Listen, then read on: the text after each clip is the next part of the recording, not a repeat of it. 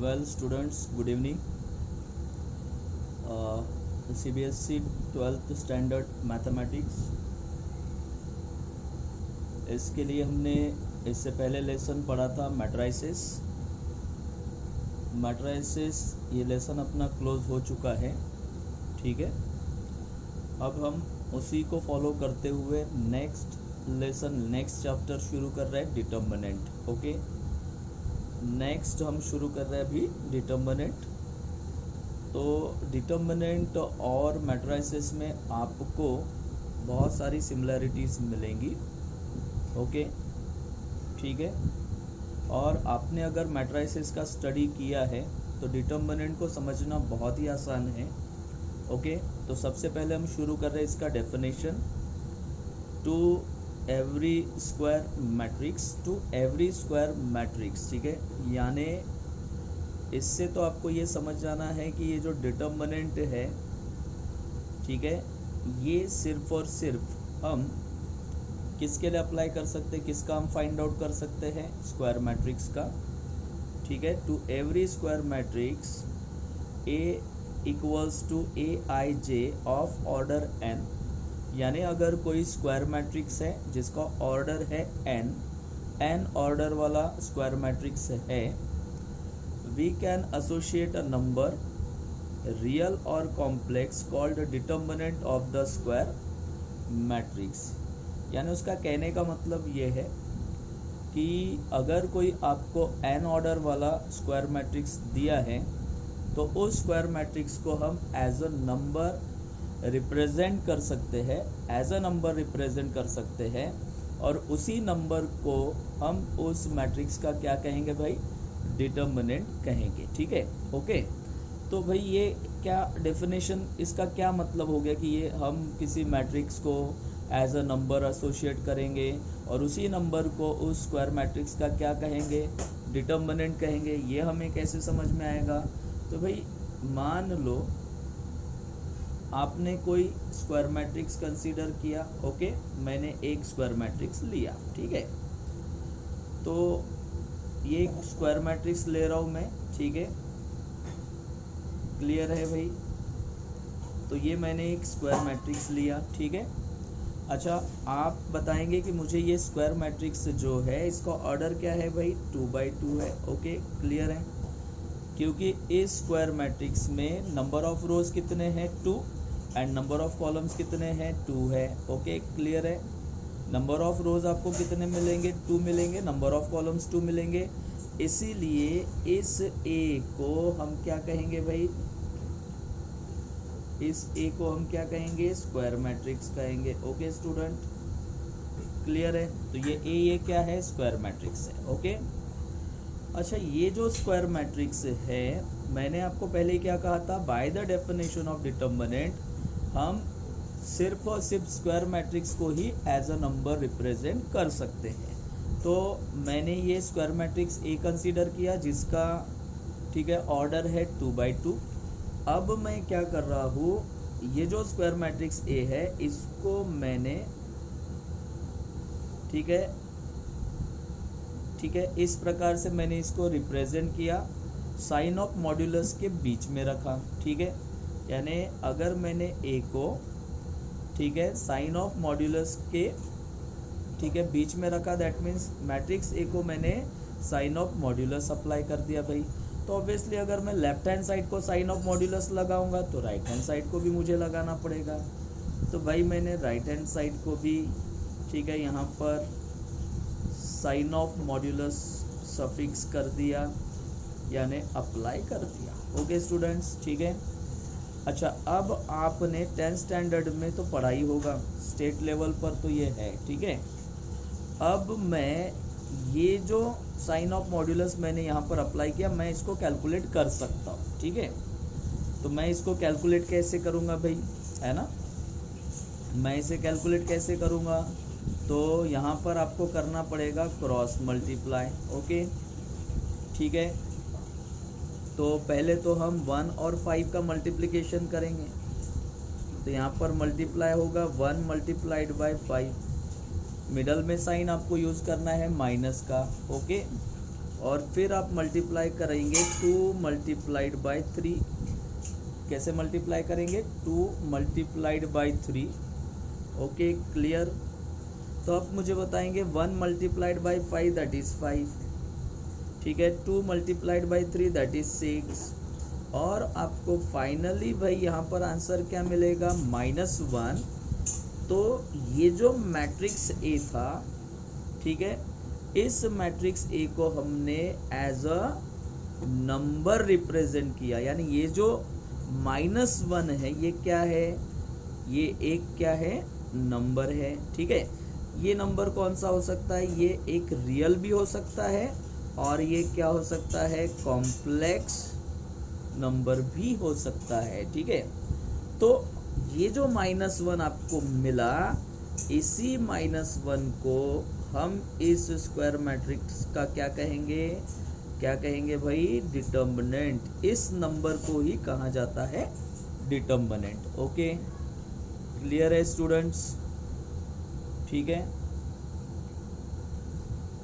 चलो भाई अभी हम समझेंगे कि किसी मैट्रिक्स को हम एज अ डिटर्मिनेंट कैसे रिप्रेजेंट करेंगे, ठीक है, या हम किसी मैट्रिक्स के डिटर्मिनेंट को कैसे डिनोट करेंगे, ठीक है, कैसे हम मेंशन करते हैं।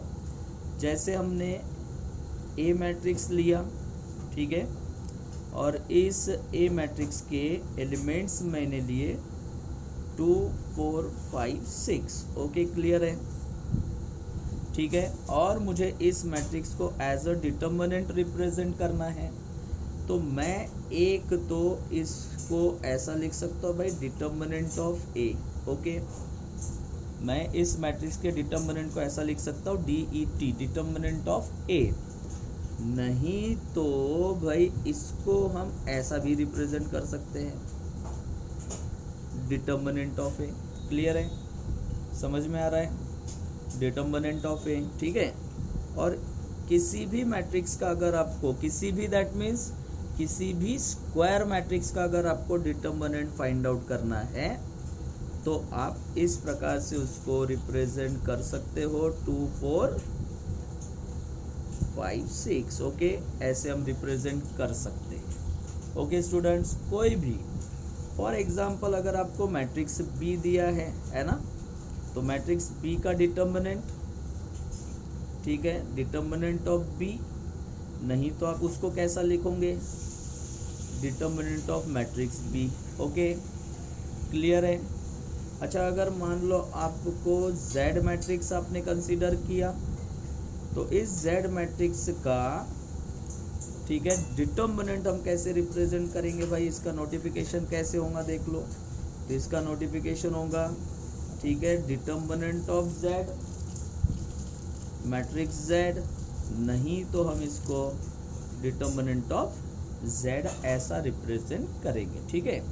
अब हम कुछ रिमार्क्स देख लेते हैं, ठीक है। क्या देखेंगे हम? यहाँ पर कुछ रिमार्क्स देखेंगे, ठीक है। ओके, अब रिमार्क्स क्या है वो देख लेते हैं हम। रिमार्क्स भाई यहाँ पर कैसा है? पहला रिमार्क यहाँ पर दिया हुआ है कि ये जो मैट्रिक्स ए दिया है ना, मैट्रिक्स ए, ओके, ठीक है, इसके डिटर्मिनेंट को हम ऐसा रिप्रेजेंट करते हैं, बराबर है, ठीक है। तो इसको हम कैसा पढ़ेंगे? It is read as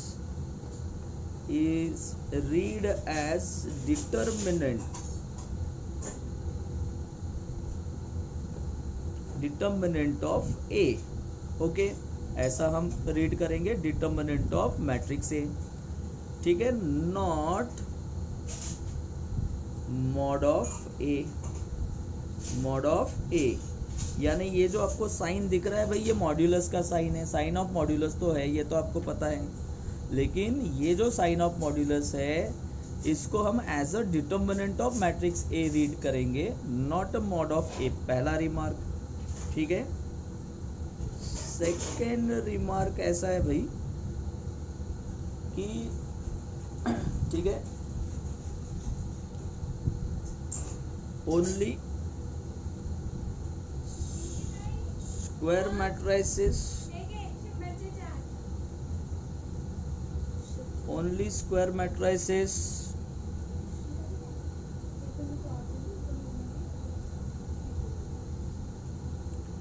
can have determinant, ठीक है, कोई भी स्क्वायर मैट्रिक्स है उसी को हम एज अ डिटर्मिनेंट रिप्रेजेंट कर सकते हैं या उसी का हम डिटर्मिनेंट फाइंड आउट कर सकते हैं। ओके, ठीक है, क्लियर है, कोई कंफ्यूजन? ठीक है भाई, तो ये दोनों रिमार्क्स मैंने आपको बताए, ठीक है। वेल, नेक्स्ट टॉपिक हम पढ़ रहे हैं determinant of matrix of order 1। Okay, यानी एक ऐसा स्क्वायर मैट्रिक्स जिसका ऑर्डर 1 है, दैट मीन्स इसका ऑर्डर 1 by 1 है। फॉर एग्जाम्पल मैट्रिक्स ए हमने कंसीडर किया, ठीक है, मैट्रिक्स ए हमने कंसीडर किया और इस मैट्रिक्स ए में, ठीक है, कितने एलिमेंट्स है भाई, कितने एलिमेंट्स है बताओ? ठीक है, मैट्रिक्स ए में आपको कितने एलिमेंट्स दिख रहे हैं, कितने एलिमेंट्स है बताओ आप? तो मैट्रिक्स ए में आपको एक सिंगल एलिमेंट मिल रहा है, इसका मतलब इसका ऑर्डर क्या होगा? 1 by 1, ऑर्डर 1। तो इसका डिटर्मिनेंट है ना, मैट्रिक्स ए का डिटर्मिनेंट आपको कैसे मिलेगा? तो determinant of A which is equals to only A. अगर 1 by 1 वाला डिटर्मिनेंट है, ठीक है, क्लियर, 1 by 1 वाला स्क्वायर मैट्रिक्स है जिसमें सिर्फ एक सिंगल एलिमेंट है, तो उसका डिटर्मिनेंट हम ऐसे फाइंड आउट कर सकते हैं, ठीक है, determinant of A equals to A, ठीक है। नंबर सेकेंड,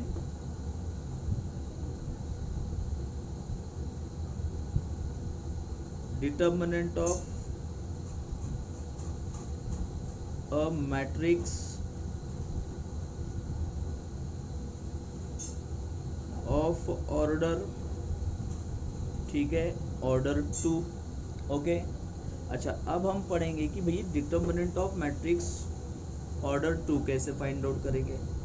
जैसे फॉर एग्जांपल मैंने एक मैंने एक मैट्रिक्स ले लिया जिसके एलिमेंट है 2, -1, 3 and 4 और मुझे इस मैट्रिक्स ए का क्या फाइंड आउट करना है? डिटर्मिनेंट फाइंड आउट करना है। ओके, तो इसका डिटर्मिनेंट मैंने इससे पहले भी आपको पढ़ाया कि इसका डिटर्मिनेंट हम कैसे रिप्रेजेंट करेंगे। तो determinant of A equals to, इसके एलिमेंट्स है 2, -1, 3, 4। ओके, और हम पहले क्रॉस मल्टीप्लाई किसका करेंगे? 2 और 4 का, तो 2 4 हो जाएगा 8, मिडल में साइन यूज करेंगे, 3 into -1, okay, 3 into -1 that is -3 and 8 plus ये हो जाएगा 3 and determinant of A which is equals to क्या हो जाएगा भाई? 8 + 3, तो 8 + 3 दैट मीन्स, ठीक है, 8 + 3 दैट मीन्स ये हो जाएगा 11। तो ऐसे हम ऑर्डर 2 के डिटर्मिनेंट को फाइंड आउट कर सकते हैं। ऑर्डर 2 के स्क्वायर मैट्रिक्स के डिटर्मिनेंट को हम ऐसे फाइंड आउट कर सकते हैं। यानी आपको ऐसे मैट्रिसेस दिए जिनको ऑर्डर 2 by 2 है, तो आप इस टाइप से, इस मेथड से उसका डिटर्मिनेंट आप फाइंड आउट करोगे। ओके, अब आते हैं भाई नंबर 3, ठीक है। तो डिटर्मिनेंट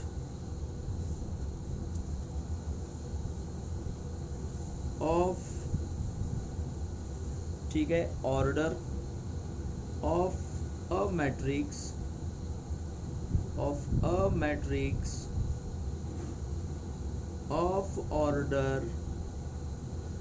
ऑर्डर 3, ठीक है। अब स्टूडेंट्स इसमें आपको बराबर ध्यान देना है, ठीक है। अब ये थोड़ा सा कॉम्प्लिकेटेड है कि determinant of a matrix of order 3, यानी एक ऐसा स्क्वायर मैट्रिक्स जिसका ऑर्डर 3 है, अब हम उसका डिटर्मिनेंट कैसे फाइंड आउट करेंगे? 2 by 2 का मैट्रिक्स है तो बड़ा आसान है डिटर्मिनेंट फाइंड आउट करना। अब 3x3 वाला अगर मैट्रिक्स है तो उसका डिटर्मिनेंट हम कैसे फाइंड आउट करेंगे। ओके, मैं आपको पूरा डिटेल में समझा देता हूँ कि इसका डिटर्मिनेंट हम कैसे फाइंड आउट करते हैं एज यूजुअल। ठीक है,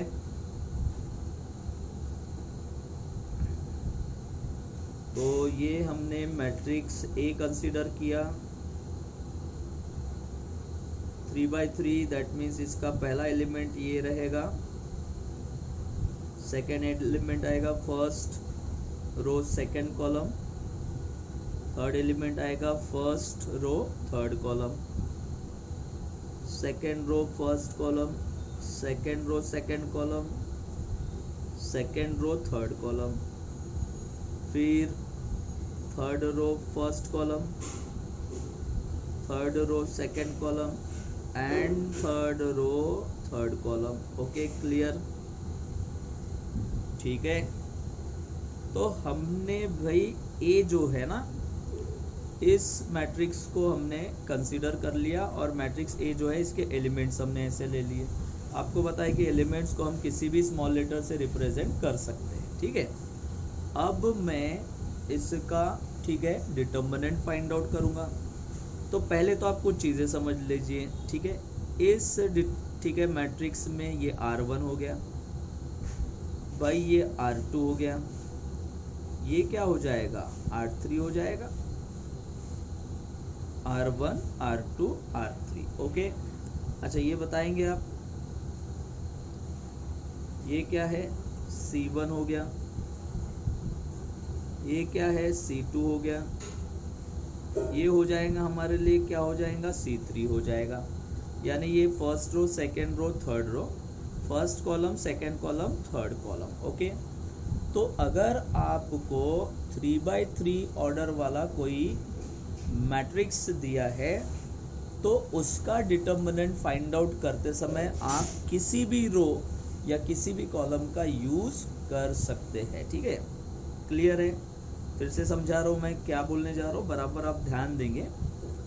मैंने क्या कहा भाई कि अगर 3x3 वाला मैट्रिक्स है और उसका हमें डिटर्मिनेंट फाइंड आउट करना है तो उसका डिटर्मिनेंट आप कोई भी रो या कोई भी कॉलम, कोई भी रो या कोई भी कॉलम यूज करके ठीक है फाइंड आउट कर सकते हो।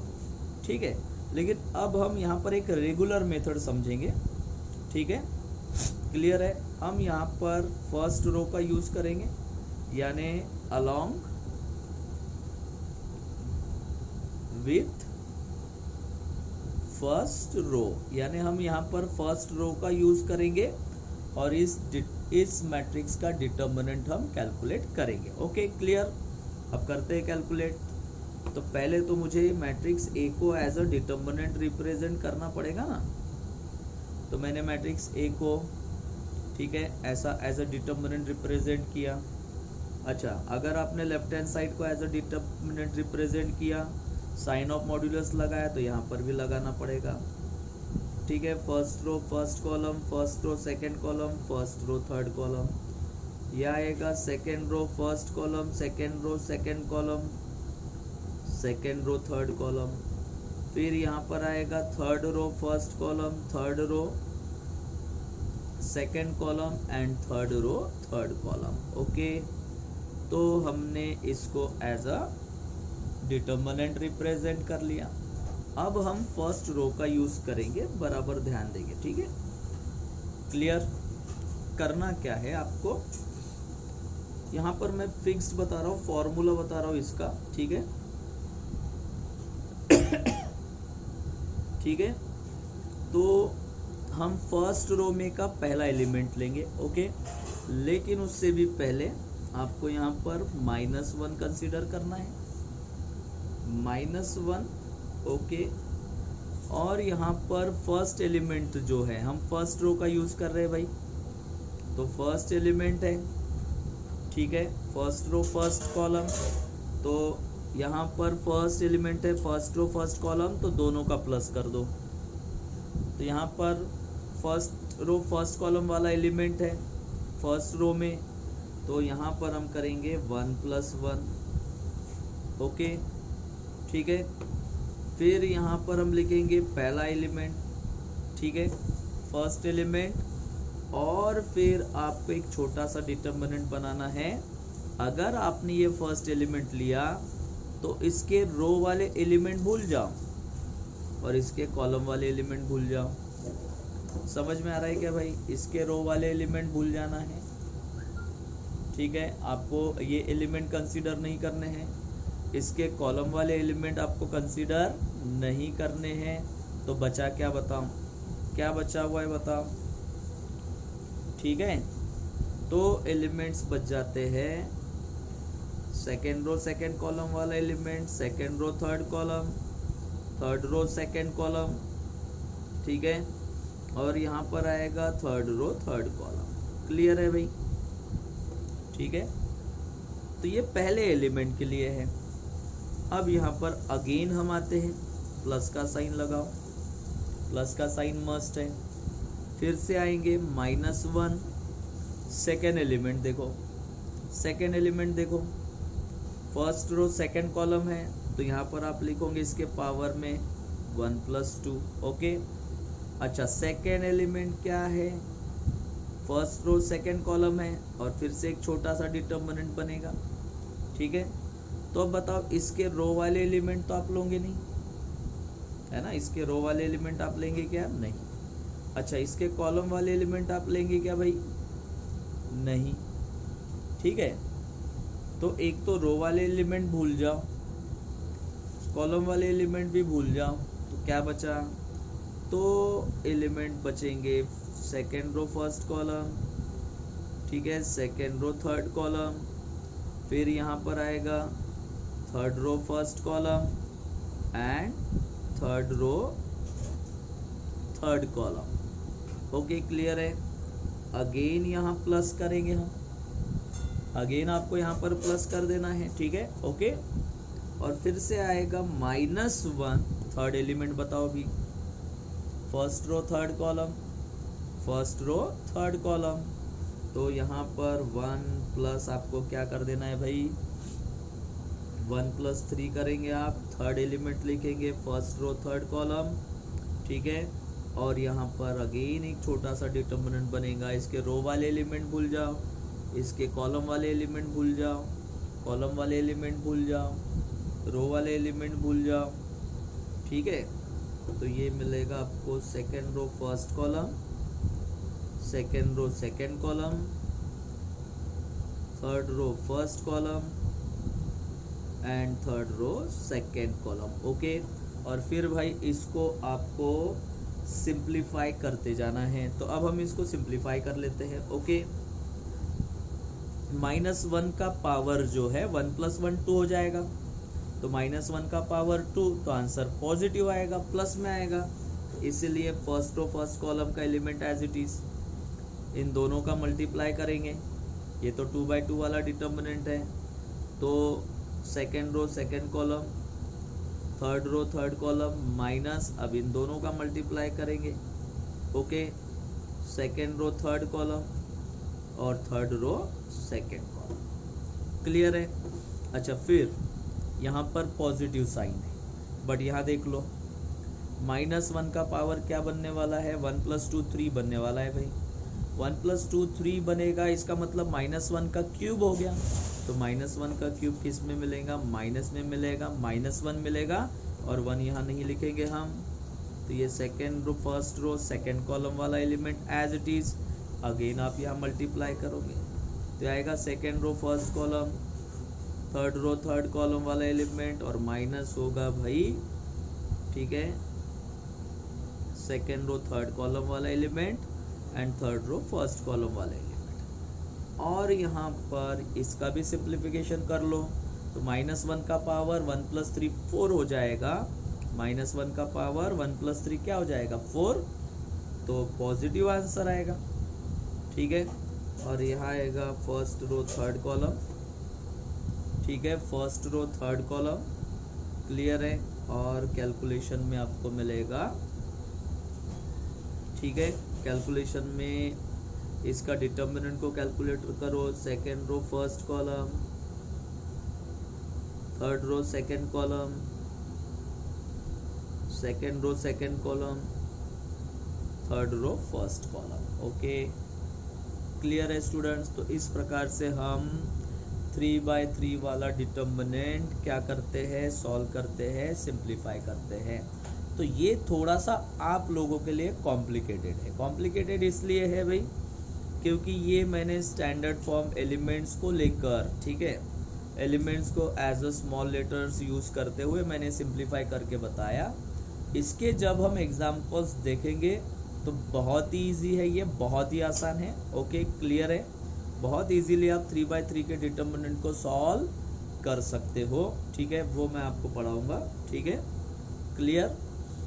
Thank you very much.